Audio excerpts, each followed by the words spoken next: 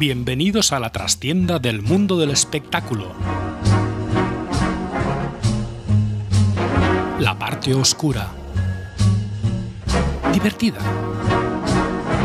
Curiosa. Desmadre. Fiestuki. Vicio.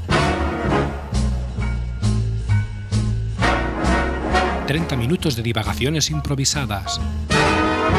Puntos de vista. Sin guión.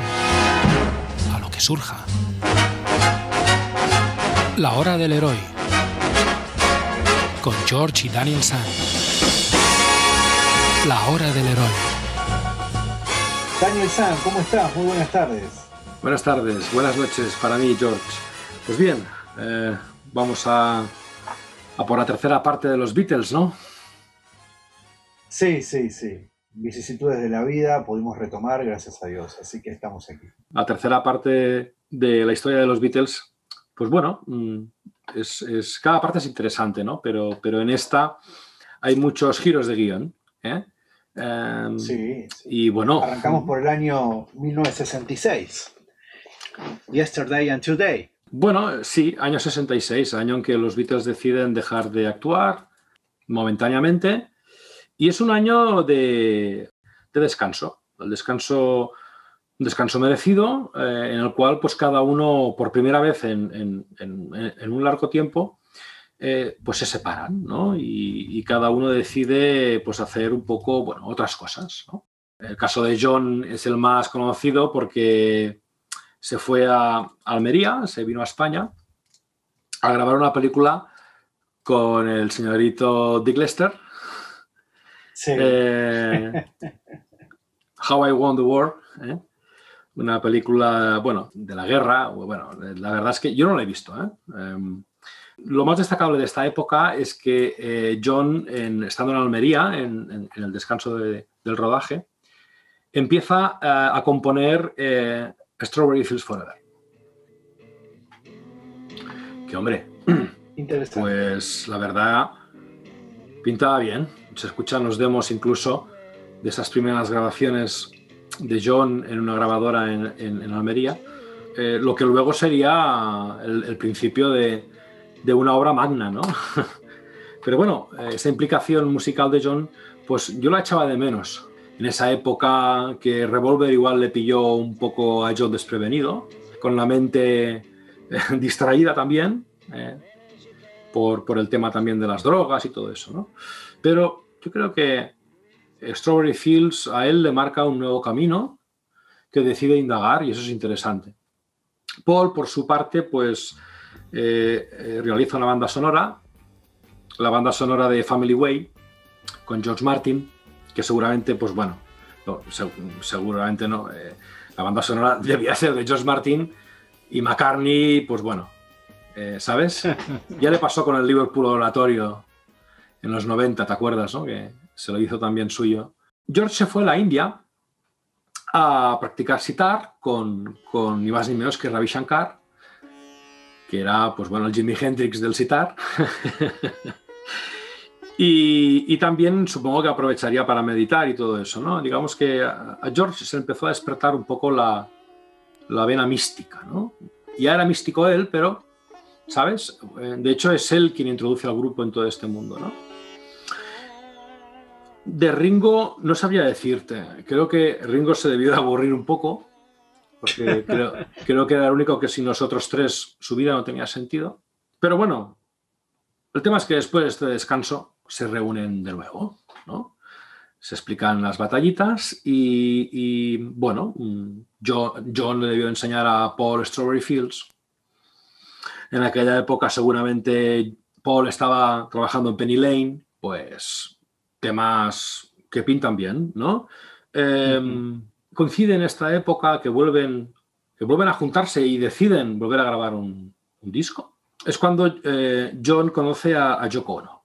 Yoko Ono, más que hablar sobre ella como la causante de la disolución de los Beatles, que no fue así, ya no fue la causante de la disolución de los Beatles, pero sí que fue la causante de que John viera las cosas de otra manera a partir de entonces. Y la influencia de Yoko sobre John fue tremenda. Y eso hay que tenerlo en cuenta. Eso sí. Sí. Digamos que su arte surrealista cautivó a John, ¿no? Y John también estaba buscando, pues, cosas, supongo, también más fuera de lo normal, más artísticas, ¿no?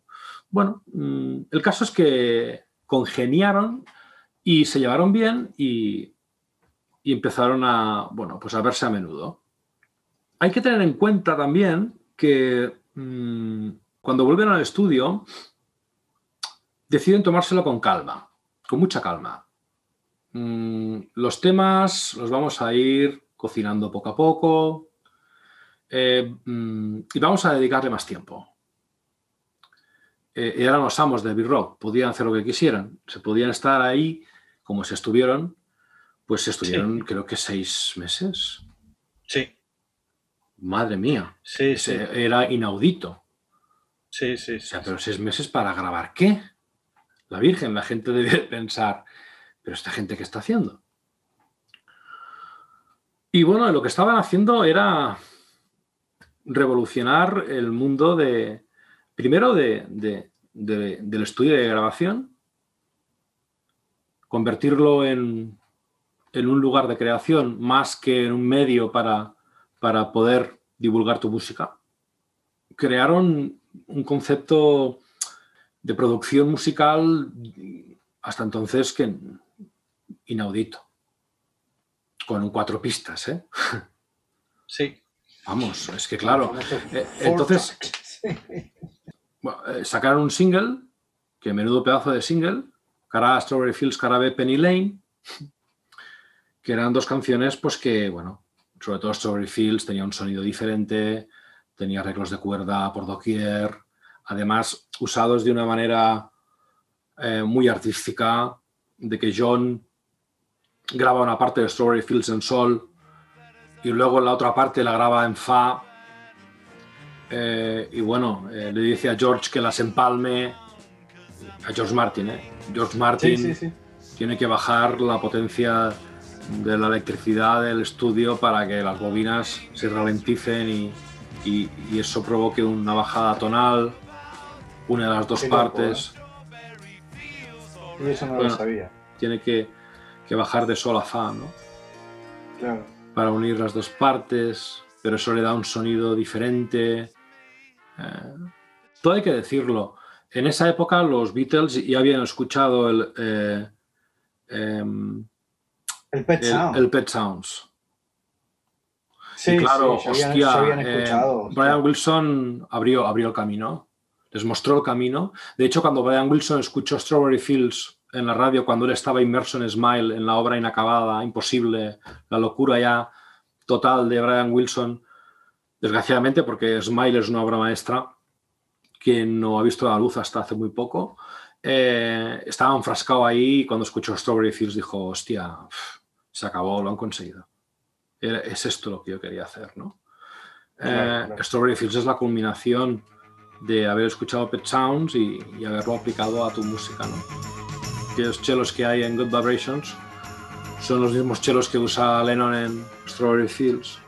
Claro, de ese single primero, que no incluyen, en Sgt. Pepper's no incluyen ni Penny Lane ni Strawberry Fields, es un single. Es una cosa que ahora sería imposible, pero en aquella época pues se hacía, ¿no? Y incluso se permitieron el lujo porque, bueno, Sgt. Pepper's es un disco tremendo de... La única canción que siempre me salto es la de Harrison. Es aquella canción así hindú, ¿no? Es un coñazo. Además, como creo que era la primera de la cara B, era fácil saltártela, ¿no? Porque le dabas la vuelta al disco y ya pasabas directamente a la segunda, ¿no? En Sgt. Pepper's la aportación de Lennon y McCartney pues está muy a la par, pero se nota muchísimo lo que es de Lennon y lo que es de McCartney. Lucy in the Sky with Diamonds es una canción de Lennon muy Lennon, con un sello ya muy Lennon, la canta de una manera ya muy determinada, el sonido que buscan con el melotron y todos esos, bueno, instrumentos poco usados, ¿no? en la música pop, en la música rock, ¿no? Ellos empiezan a combinar todo ese tipo de instrumentación.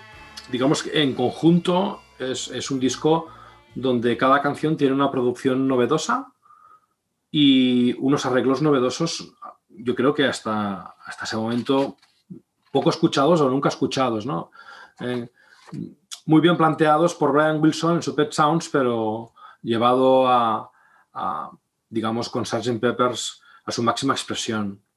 Yo creo que el éxito de Sgt. Pepper's de crítica, sobre todo, crítica musical, y luego poco a poco de aceptación social, fue tremenda, ¿no? Hasta en la portada, ¿no? Una portada completamente diferente, sí, ¿no? Una portada que nació de un pequeño dibujo que hizo Paul, y después creo que fue Peter Blake, el dibujante, sí, que después correcto. hizo todo, Peter Blake.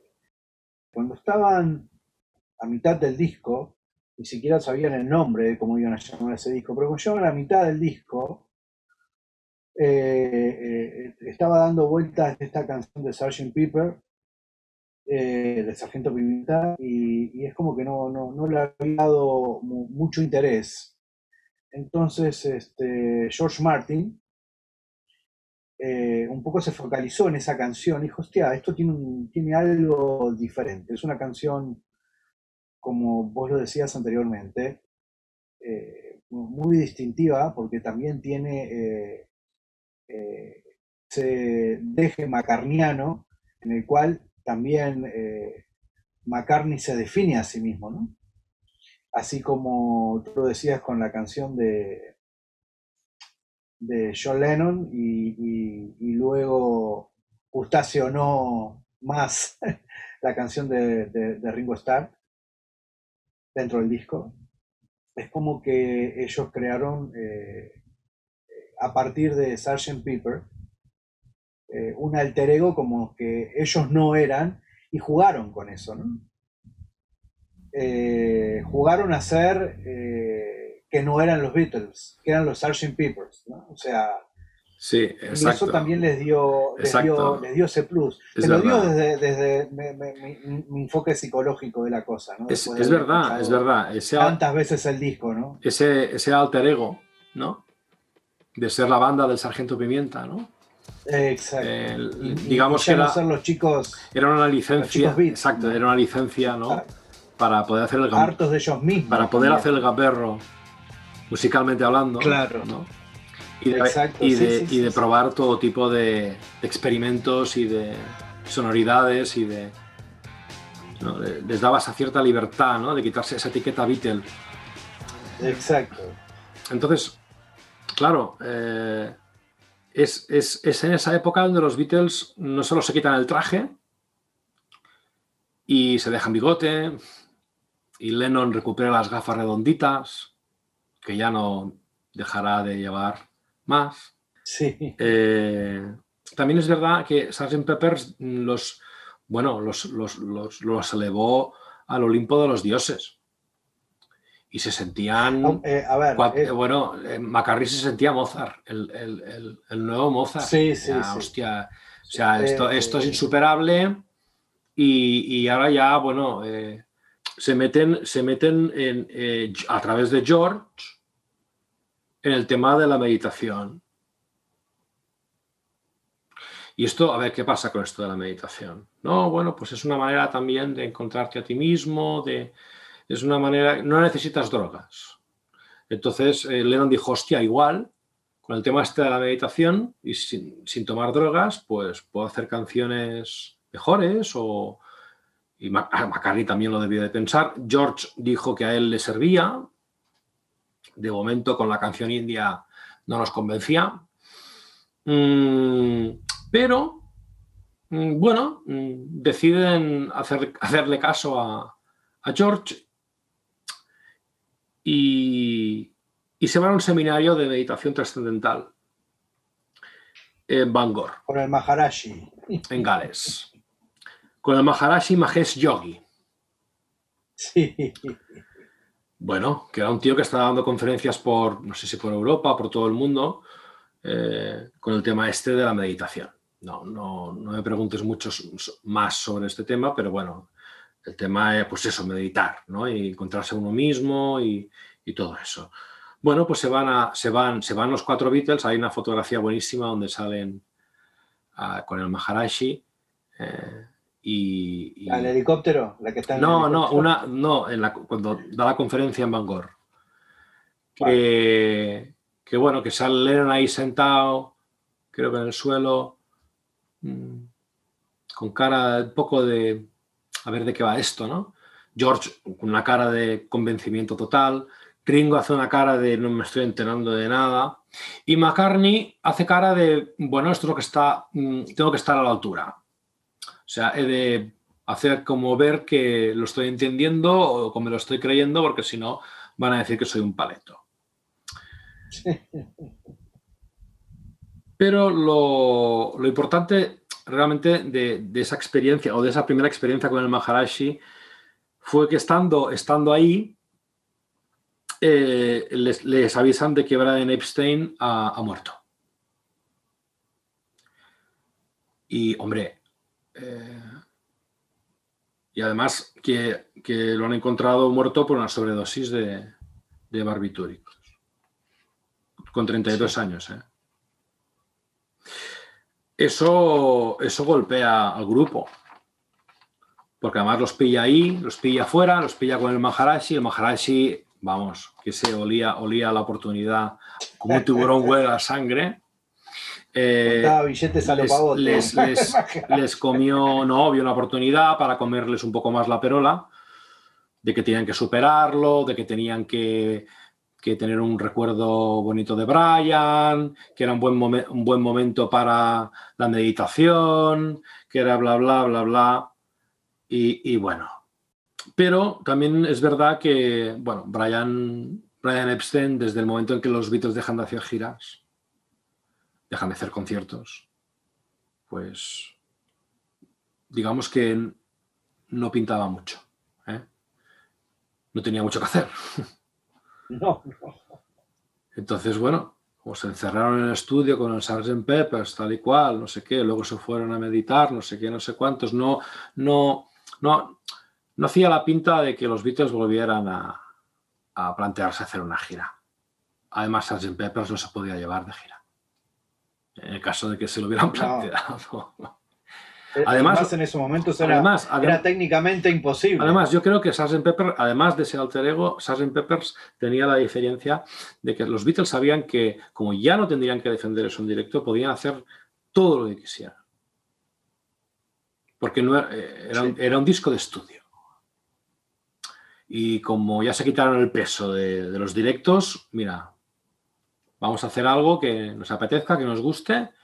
Y claro, Brian vio que Sgt. Pepper's, bueno, no era un disco de llevarlo a directo, los Beatles no estaban muy interesados en volver a tocar en directo, el hombre se empezó a consumir, se empezó a deprimir, ya tenía sus propios problemas emocionales, era un tío inestable y se le fue la castaña.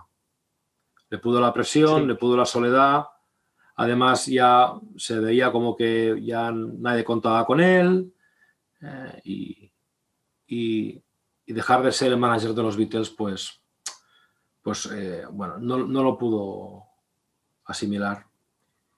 A ver, Brian, pues sí, es una putada lo que le ha pasado y va a ser un golpe muy duro y bueno, lo tendremos siempre en el recuerdo, pero es que a Brian tampoco lo necesitábamos. Entonces igual es el momento de que nos independicemos o que cojamos más autonomía, vamos a montar nuestra propia productora. Y vamos a ser nosotros los que llevemos nuestros propios negocios y vamos a ser nosotros los que llevemos nuestra propia representación. Vamos a crear Apple. Ahí donde nació la manzanita. La manzanita. Montar una tienda de ropa en los bajos, ¿sabes? Montar una oficina de cazatalentos, a cual más disparatado que se presentó ahí. El hecho es que los Beatles empiezan a meterse en líos en los cuales antes no estaban metidos, ese invento de los Beatles, que era Apple, no funcionó. La tienda no funcionó, la oficina de cazatalentos no funcionó, ahí no funcionó nada más que los discos. Sí. Magical Mystery Tour es un disco de relajación total. O sea, venimos de Sgt. Pepper's, estamos cansaicos. O sea, vamos a hacer un disco divertimento. Magical Mystery Tour tiene un disco y tiene una película. Que McCartney, con plenos poderes para hacer lo que quisiera, pues se cree capaz de dirigir y de hacer el guión de una película, que esta sí que la he visto, pero bueno, no hay por dónde cogerla, ¿eh? O sea, se salva porque hay un vídeo de I Am the Walrus, que es un tema magnífico, salen vestidos... Que sale corriendo en pelotas. No, esa es de Full on the Hill. Y no, no sale corriendo en pelotas. Sí. Pero el tío cogió y se fue. No, un día McCartney cogió y se fue a Niza. Sí. Con un operador de cámara. Luego pidieron unas lentes que les faltaban y se las enviaron. Entre las lentes había LSD. ¡Qué casualidad! ¿Eh? ¿Me mandas esas lentes extrañas? Sí. y McCartney, pues con el SD, grabó el vídeo de Full on the Hill, corriendo por las montañas. No, el vídeo está muy bien. El vídeo está bien. Sí. Y bueno, y sí que es verdad que no sé por qué le dio por enseñar sus partes, ¿no? Bueno, es así. O sea, se descubrió tiempo después. Pero es así.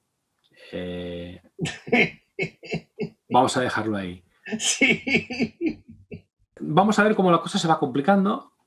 Deciden, después de la película y del disco Magical Mystery Tour, se van a la India. Se quieren ya alejar del mundo, se fueron a Rishikesh con el Maharishi. Y venga tú, y ¿por qué no vamos a probar esta experiencia? Y se fueron todos, y todos quiero decir los Beatles y sus mujeres respectivas, ¿no? La experiencia a Ringo creo que le duró una semana. Dijo que no, que eso, él no, muchos mosquitos, que él no pillaba la onda de la meditación y que se volvía a Londres. Creo que el segundo fue McCartney. Aunque sí que es verdad que creo que McCartney estuvo, no sé, 3 meses. Estuvo más tiempo que Ringo, seguro.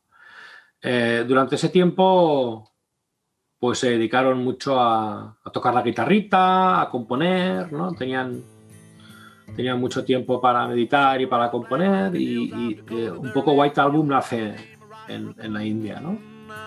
Llegó un momento en que, bueno, McCartney ya se cansó de la guitarrita y de la meditación y del Maharishi. Ahí quedaron Lennon y Harrison. Como también había otros artistas y otros músicos, estaba, creo que Mia Farrow, estaba Donovan. Hubo rumores de que el Maharishi, pues bueno, aparte de meditar, pues le gustaban las jovencitas, ¿no? Y digamos que la cosa se enrareció un poco, ¿no? Lennon, lo que decías tú, lo del helicóptero, ¿no? El Maharishi aparecía con el helicóptero y siempre iba con su contable o con su abogado. Sí, era un capo. Lennon empezó a sospechar y a no creerse ya.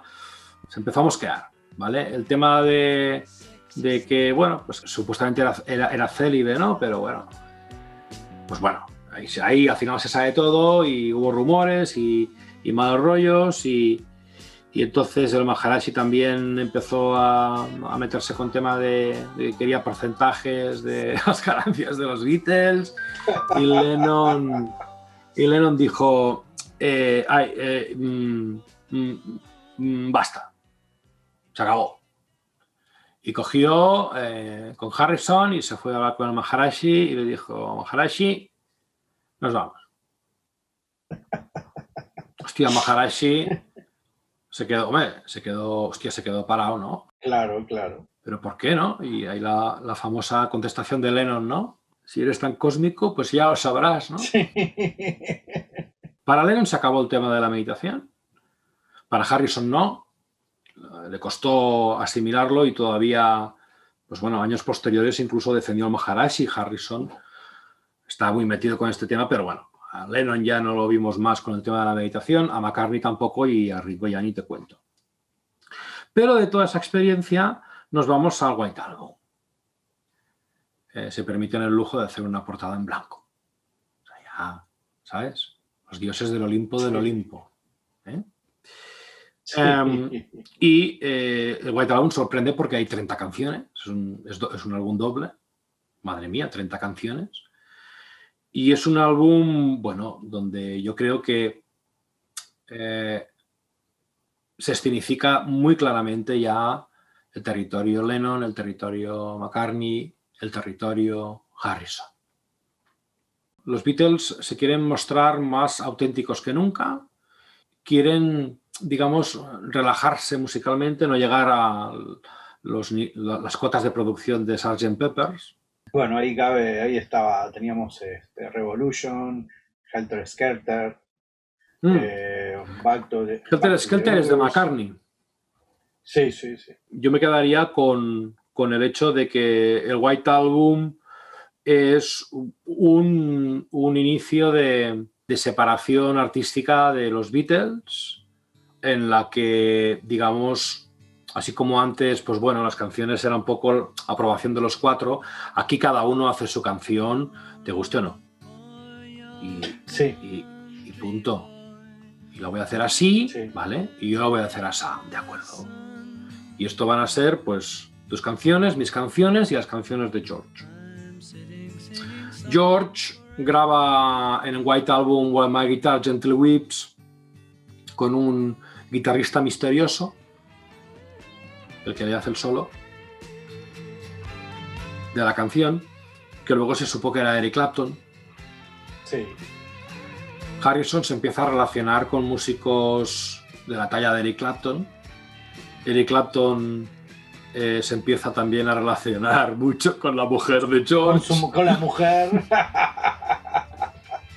Que de ahí después nació Laila. De ahí nació Laila y Wonderful Tonight y luego, bueno, pues acabó en los brazos de Clapton con el beneplácito y la resignación del amigo George. Pero bueno, el tema es que a Harrison ya le empezaba a cansar un poco su rol dentro de los Beatles, de siempre tocar con los mismos músicos y hostia, ves a Clapton que va a tocar con este y toca con el otro y a mí me gustaría hacer esto también. Entonces, en cierta manera, pues Clapton, bueno, es el que hace el solo de While My Guitar Gently Weeps bajo el seudónimo del Ángelo Misterioso. Bueno, evidentemente luego está el tema de Charles Manson, que hablamos en el primer episodio, de cómo el White Album a Charles Manson, bueno, pues le indicó un camino... no muy prudente el camino. Pero... No muy prudente. Bueno, no había mensajes ocultos, ni había historias raras. Todo eso fue pues una interpretación que hizo Manson del disco muy a su manera y ya también está. De ahí no me acuerdo si fue en el White Album o fue en el Sgt. Pepper's, en el cual salió la famosa mítica leyenda: Paul McCartney había muerto en un accidente. De ahí está el famoso de que Paul McCartney fue suplantado por su doble. Y hay mucha gente que hasta el día de hoy se lo cree. Hay mucha gente que hasta el día de hoy no tiene por dónde agarrarse, por dónde sostenerse esa idea, pero... No voy a perder mucho tiempo con esto, pero sí que es verdad que en una canción de John decía: yo enterré a Paul. Sí. Bueno... Forma parte del folclore. Y no sé por qué les dio, porque McCartney, pues bueno, que había muerto, habían puesto un doble. Billy Shears. Es igual, no voy a perder más el tiempo. Es, Sí. es una soberana tontería, más que nada porque McCartney está vivo y se puede demostrar porque viéndolo dices, es que solo puede ser McCartney, o sea, esto no, Sí. no puede ser el... No hay otra manera. No hay doble. O sea, este es el McCartney de toda la vida. No, Auténtico. no. Bueno, sigamos con el tema de la época post-White Album. Apple cada día se va más al garete. Luego aparece la peliculita de los dibujitos, que yo no he visto entera tampoco. Y su banda sonora que creo que tampoco me la he escuchado entera. Sí. Donde hay canciones de Martin por un tubo y luego está Yellow Submarine y All Together Now y bueno, esas son canciones de taberna. O sea, los Beatles están ya un poco... Bueno, se dan cuenta de que cuidado que nos estamos desmadrando mucho. Ojo que estamos en el año 69 ya, lo tonto. Sí. Ahí ya habíamos empezado, discúlpame, con todo esto, ya habían empezado a grabar hace días el Get Back. Sí, exacto. Ese proyecto se va a llamar Get Back, ¿no? Una vuelta a los orígenes, ¿no? McCartney tenía unas ganas locas de volver a ser un Beatle. McCartney sacó el Hofner de la funda. Y bueno, ese Get Back era un proyecto en el cual se haría una película donde se viera a los Beatles crear un disco. El How Do They Do It. El proyecto era Get Back, aunque luego se llamó Let It Be, ¿vale? Pero había más rollo. Si McCartney quería mostrar el proceso de creación de un disco, lo que al final McCartney demostró era, pues bueno, que la desunión cada vez era más evidente, el mal rollo cada vez era más evidente, no había el mismo feeling. Lennon llegaba con Yoko, se metía en su rincón. Hay una película que ha hecho Peter Jackson. Exacto, de recuperando cintas, rescatando cintas que se descartaron del montaje de Let It Be. Let It Be muestra ya un poco el inicio del fin. El único momento de buen rollo que hay en la película es cuando Harrison trae a un invitado. Que trae al tecladista. Billy Preston, sí. El único músico que ha grabado con los Beatles. Teclista excelente, magnífico. Sí. Y es el único que consigue que ese día los Beatles estén un poco más animados, ¿no? Y que haya buen rollo y tocan canciones de blues, de rock and roll. Puedes notar el ambiente que hay de buen rollo, como si queriendo demostrarle a Billy Preston que seguían siendo un grupo unido y tal, ¿no? La idea del proyecto macarniano de volver a ser un Beatle por un día, ¿no? Era la de volver a tocar en directo. Pues ¿por qué no? Incluso hasta Harrison debe pensar, posiblemente sea el último. Y se plantearon ideas extravagantes como la de tocar en las pirámides de Egipto, tocar en un barco, tocar no sé dónde, unas historias tremendas. Y a alguien de por ahí se le ocurrió el hecho de subir a la azotea y acabarlo ya en un Pispas. Y se subieron a la azotea y grabaron, bueno, pues 3 o 4 canciones. Y ese fue el último concierto de los Beatles, en la azotea de Savile Row. Se empieza a montar ya un lío gordo cuando Lennon propone que el manager de los Rolling Stones, Alan Klein, lleve el tema del grupo, porque eso es un despiporre. Apple es una sangría y McCartney quiere meter al suegro, porque McCartney ya estaba con Linda. Y en aquel momento, pues bueno, los Eastman, ¿no? Propuso McCartney que fueran ellos los que llevaran las cuentas de la empresa. Al final ganó Lennon, porque Harrison se puso de la parte de John para joder a McCartney. Y entró Alan Klein, que era un tiburón. Sí. Y bueno, y eso ya, digamos que distanció aún más a Lennon de McCartney y también de Harrison. McCartney empezó a hacer jugadas sucias, como, no sé si relacionada con la compra de más acciones a espaldas del grupo. para joder a Lennon, un mal rollo ya de la hostia, hasta el punto de que el disco quedó paralizado. Pero lo terminó de armar Phil Spector. Sí, pero eso fue después. Fue un despropósito todo aquello. La película se hizo, pero el disco no. El grupo, digamos, ahí no se pusieron de acuerdo. Y es cuando McCartney creo que se da cuenta de que finito, de que ya no va a recuperar a John, de que Harrison ya lo tiene más fuera que dentro, de que es el fin. Y de que, oye, si hemos de acabar, vamos a acabar con George Martin. Vamos a volver con George Martin. Vamos a volver a Abbey Road. Vamos a grabar un último disco. Y nos vamos a despedir. Y es así como se graba Abbey Road.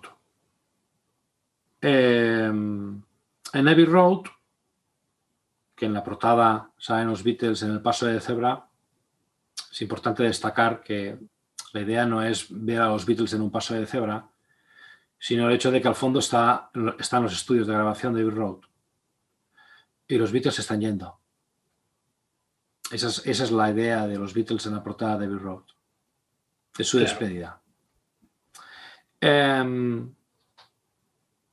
Bueno, es un disco interesante. Hay una canción como Come Together, que es una canción de Lennon sin concesiones, con un sonido muy duro. Todavía hoy en día la escuchas y no sé, es una canción inmortal, el Come Together, ¿no? Pero es que luego también creo que Harrison dijo, bueno, pues ya que nos vamos a ir, me dejáis aquí meter un par de canciones y mete 2 canciones soberbias, ¿no? Como Something y Here Comes the Sun. Que Something luego Elvis la versionaría y sería una de las primeras canciones de Elvis, ¿no? De las pocas que canta de los Beatles es Something. Y luego está el medley final de McCartney con el tema The End. Luego aparece Her Majesty, pero eso es una cagada de edición del editor. Se la dejó pegada al final de la cinta y de golpe aparece Her Majesty, que tenía que ir entre medio de dos canciones. Bueno, es igual. Ahí se acaban los Beatles. Con el The End, soberbio medley de McCartney, Golden Slumbers, Carry On Wait y The End, madre de Dios. Sí, de hecho, la idea de McCartney era de que todo de Abbey Road fuera un medley, de que las canciones estuvieran unidas. De hecho, lo consiguen en algunas, están casi pegadas, ¿no? Cada una empieza la otra, están como si fuera todo una misma canción. Más o menos no le salió el tema del medley, pero sí que al final hizo el medley McCartney con estos 3 temas, ¿no? Y bueno, cabe destacar también decir que uno de los ingenieros o ayudantes de ingeniero de sonidos fue Alan Parsons. Exacto. Está sí. En Abbey Road. Luego estaría con Pink Floyd. Bueno. Total que, bueno, los Beatles ahí, pues eso, se van por el paso de cebra para casita. Alan Klein dice, bueno, pues acabo de llegar y esto se acaba de acabar. Voy a exprimir al máximo lo que pueda. Tengo aquí un disco que esta gente no ha mezclado. George Martin no quiere saber nada de Let It Be. Y entonces sí, es cuando contratan a Phil Spector para que haga las mezclas de Let It Be. Es el único disco que no estaba producido por George Martin. Uh-huh. Bueno, pues el Let It Be. Te gustará The Long Winding Road con violines o sin violines, con coros o sin coros, vocales, con orquestación o sin orquestación. Bueno, es el Let It Be, es un disco triste ya, ¿no? Porque, no sé, es un disco que además está a destiempo, no es cronológico, porque el último fue Abbey Road. eso ya despista, ¿no? Y es un disco donde el mal rollo, no sé cómo decírtelo, se nota. Y Phil Spector todavía con su muro de sonido, pues no veas. Ese mal rollo lo vuelve wagneriano casi, ¿no? Sí, sí, sí, sí. Evidentemente, si alguien tenía que decir que los Beatles habían acabado, ya te puedes imaginar quién es, quién quería tener la exclusiva. Y se fue McCartney, que, bueno, pues le dio por publicar la noticia de que los Beatles habían acabado, y acto seguido sacó su McCartney, su primer disco en solitario, y nada, fin, chimpum, se acabó. Fin de los Beatles. Cada uno por su cuenta, McCartney en una granja, en Sussex, creo, que era suya, ahí grabó el disco, encerrado en el comedor. Lennon, no sé si es en esta época ya que se va a Estados Unidos, se pone a grabar un disco con Phil Spector y con Harrison, empieza una guerra de canciones que, bueno, pues contra McCartney contra Lennon y, bueno, rabietas tontas. Estamos en los años 70 y los Beatles ya se han ido, como decía la canción. Sí.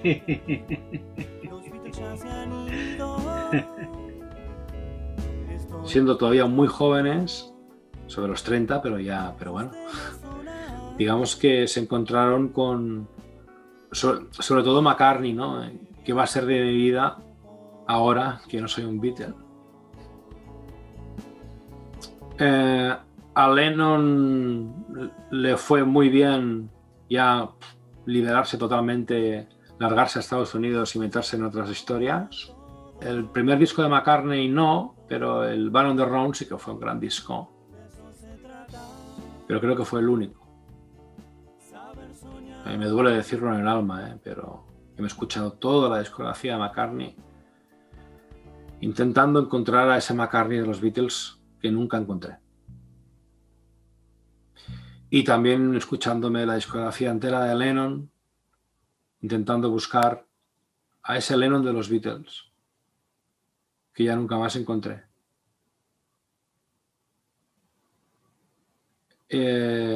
A Harrison lo descubrí.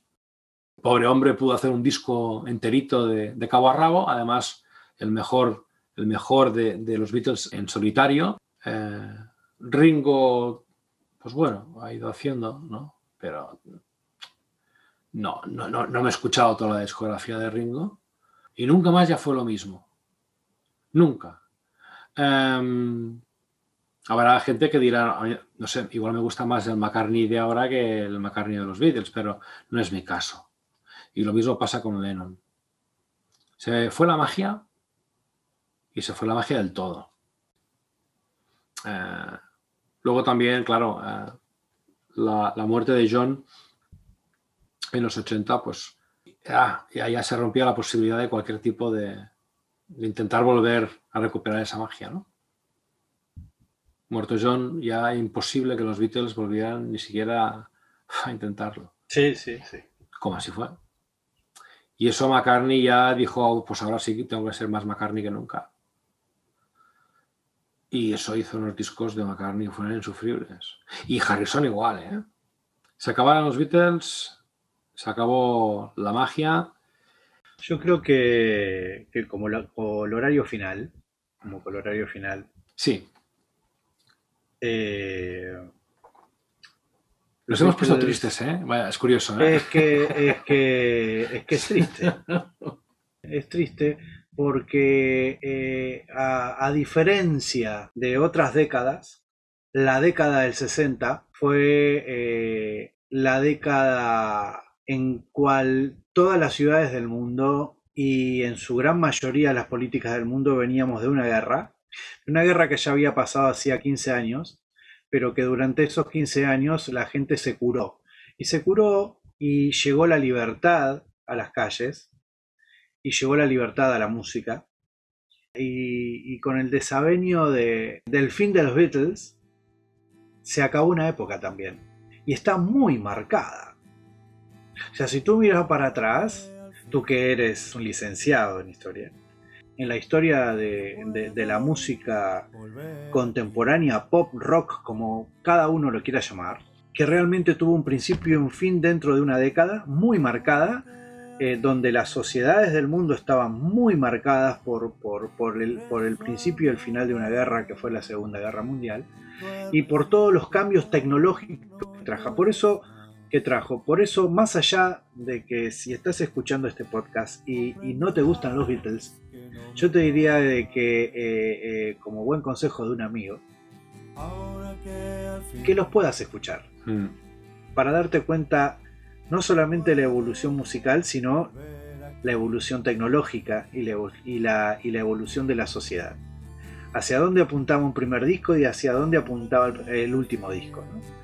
Un disco que hablaba y cantaba la alegría para olvidarnos de un pasado muy cercano, trágico, hacia una sociedad que cada vez se fue transformando en más individualista y que no tuvo más remedio que claudicar con la misma banda del individualismo. Pero esa es la historia. Bueno, la verdad es que como resumen, sí. Yo sí, diría que solo fueron 10 años. Te lo paras a pensar, 10 años pasan volando.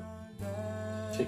Nosotros lo vemos con una perspectiva diferente, pero la impronta que dejaron fue muy grande en muy poco tiempo. Y con los años, pues se ha ido, pues también escuchando y valorando a los Beatles de manera diferente a lo largo de las décadas, ¿no? Diferentes generaciones que escuchaban la música que escuchaban sus padres y que también te acababa gustando. Pero bueno, las nuevas generaciones, pues muchas no saben ni quién son. Los Beatles, si hay que mantenerlos vivos, es a base de que sean parte también de la educación de la gente joven, de educación ya no solo musical, sino pues una educación cultural y social, ¿no? El tema musical actual da para otros podcasts que no haremos, porque tampoco es un tema que domino. Desconozco sus causas, sus motivos, desconozco su evolución, su asentamiento, su aceptación social. No sabría qué decirte, hijo mío. Entonces, prefiero, por ejemplo, no sé, hablar del próximo podcast, por ejemplo, de Elvis Presley, que también es un personaje muy interesante, y seguir, un poco, en esta línea, ¿no, George? ¿Cómo lo ves? ¿Te molaría el señorito Elvis Aaron Presley? Yes. Como próximo, claro que sí. Como próximo podcast, como próximo capítulo de... Pues ahí vamos. Un placer, George, un placer haber hablado contigo hoy, de haberte podido volver a ver, porque nosotros nos vemos, aunque la gente no nos vea, y más vale que sea así. Y nada, un abrazo muy grande. Otro para ti. Cuídate mucho. Buena vida, hasta la próxima. Hasta la próxima.